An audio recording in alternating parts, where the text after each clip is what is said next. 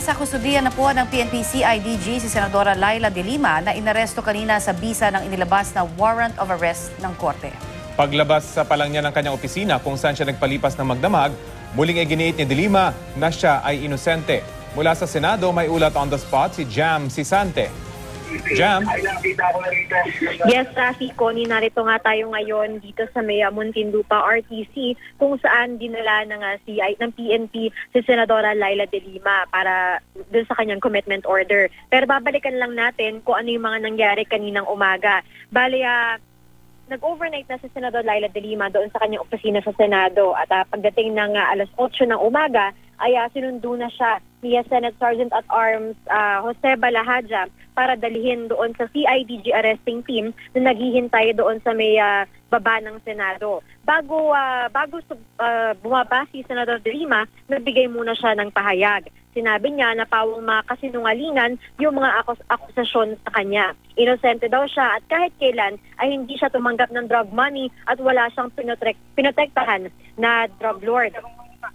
Willingly sumama si De Lima doon sa CIDG at dinala nga siya sa Camp Crame kung saan naman sumailalim siya sa booking procedures. Kasama doon syempre pagkuha ng mugshot, ng fingerprint at sumailalim na rin siya sa medical. Pagkatapos noon, dinala siya ng PNP dito sa Muntinlupa RTC para nga sa return of warrant at doon sa commitment order. So hinihintay pa natin sa ngayon kung ano yung sasabihin ng judge, saan ba talaga ikukulong si Senador De Lima. Although yung PNP sinabi na hinahanda nila yung PNP Custodial Center sakaling doon siya ikukulong. Connie, Rafi? Jam, matanong lang kanina kasi paglabas niya ng Senado, kumaway pa siya sa kanyang mga supporters. So doon sa aktual na pag-aresto, hindi na siya pinusasan. Ito ba yung agreement na sa pagitan ng Senado at ng mga umarestong CIDG personnel? I'm not sure lang kung merong agreement, explicit agreement na talagang hindi na siya poposasan. Pero si Senador De Lima naman kasi, sinasabi na niya talaga na hindi siya manlalaban, hindi siya tatakas. So maybe, ano na lang rin yun, decision na rin talaga ng CIDG na since meron, very peacefully naman, kumbaga, pumunta sa kanila si Senador De Lima, hindi na rin siya pinasasan. Sabi ng yung Senate Sergeant at Arms din, kasama siya all throughout para i-escort din siya kasama ng mga pulis. So Jam, ngayon pabalik na siya ng Campo Crame, tama ba Jam? Mula dyan sa return of warrant dyan sa Muntinlupa? Rafi, we will kasi ngayon bago tayo umere, hinihintay pa natin yung ilalabas na commitment order.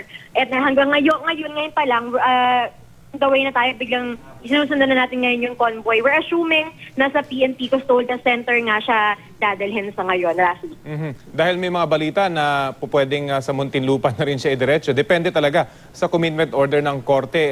Hindi ba ibinalita ka agad kung saan siya ikukumit matapos yung return of warrant, Jam?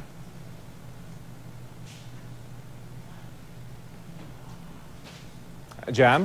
Okay. Naputol na po yung ating linya ng komunikasyon kay Jam Sisante dahil naka-convoy na po siya kay sa Senador Laila De Lima at ina-assume po na pabalik na siya ng Campo Crame.